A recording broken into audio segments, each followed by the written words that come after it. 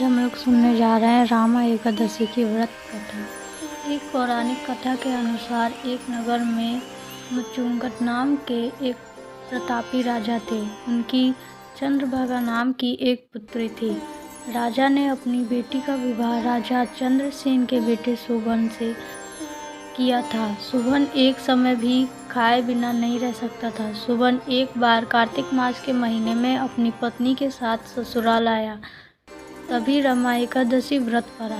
चंद्रभागा ने गृह राज्य से सभी रमा एकादशी का नियम पूर्वक व्रत रखते थे और ऐसे ही करने के लिए सुबन से भी कहा गया। सुबन इस बात को लेकर परेशान हो गया कि वह एक पल भी भूखा नहीं रह सकता है, तो वह रमा एकादशी का व्रत कैसे करेगा। वह इस परेशानी के साथ पत्नी के पास गया और उपाय बताने के लिए कहा।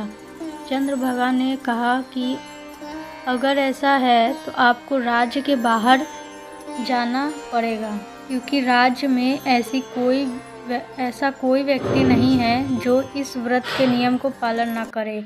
यहाँ तक कि इस दिन राज्य के जीव जंतु भी भोजन नहीं करते हैं।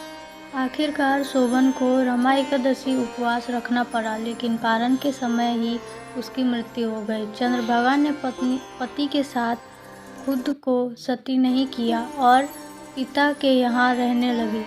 उधर एकादशी व्रत के पुण्य से सोबन को अगले जन्म में मंदरांचल पर्वत पर आलीशान राज्य प्राप्त हुआ।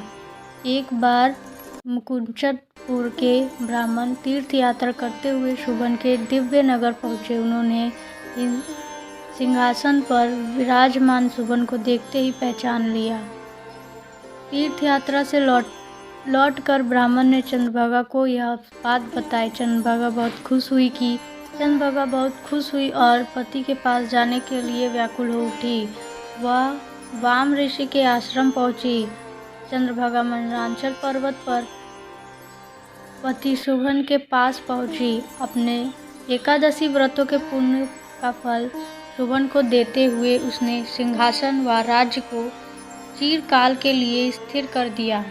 तभी से माना जाता है कि जो व्यक्ति इस व्रत को रखता है वह ब्रह्म हत्या जैसी पाप से मुक्त हो जाता है और सभी मनोकामनाएं पूरी होती हैं।